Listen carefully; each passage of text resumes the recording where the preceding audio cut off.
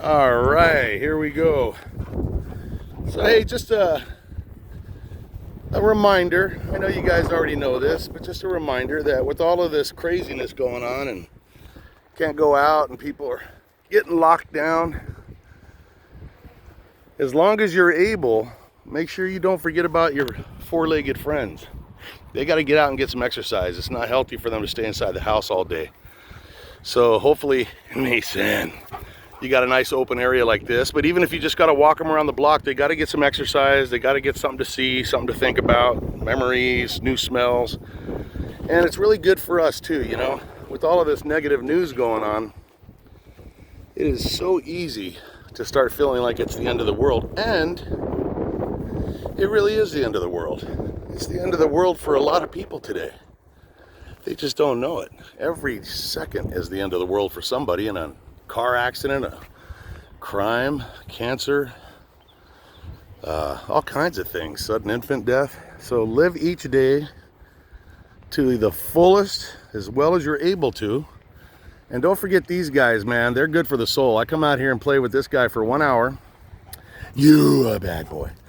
And he just literally, I don't feel good. Ann and I, my wife, I guess she's had it for about 2 weeks now, 3 weeks.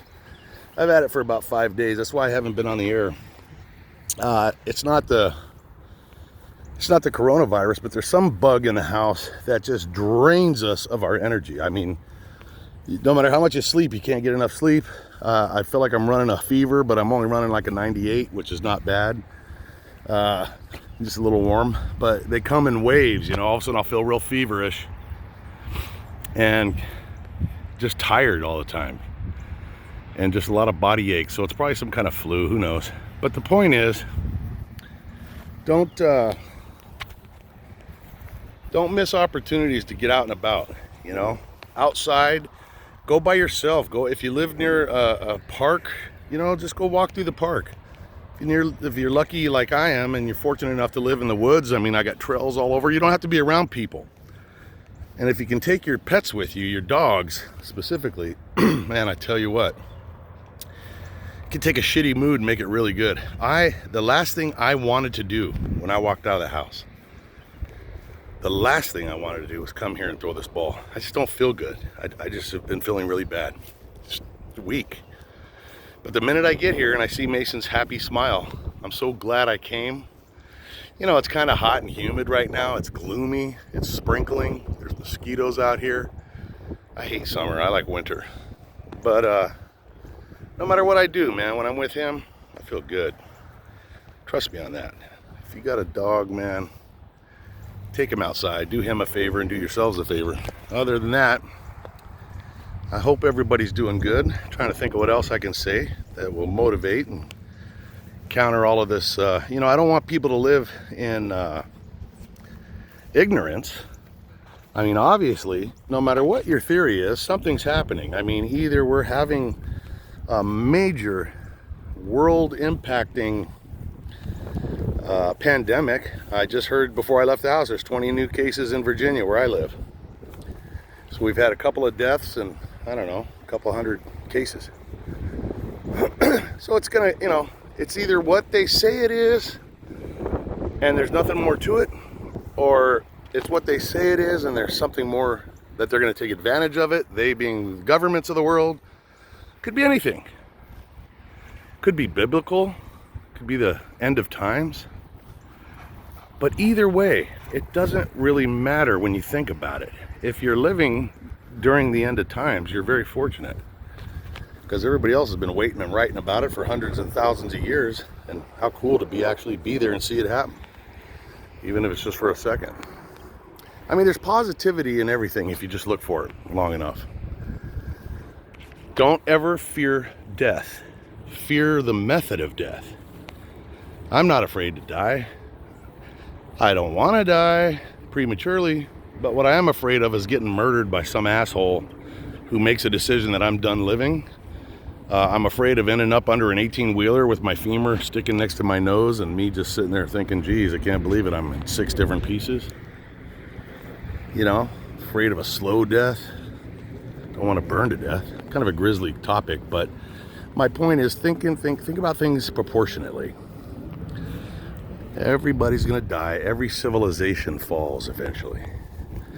Every star, supernovas. Every planet has a lifespan. Don't get caught up in the drama, man. Get caught up in the moments. Look at that guy. Let's go take a closer look. He'll come toward me. Look at him.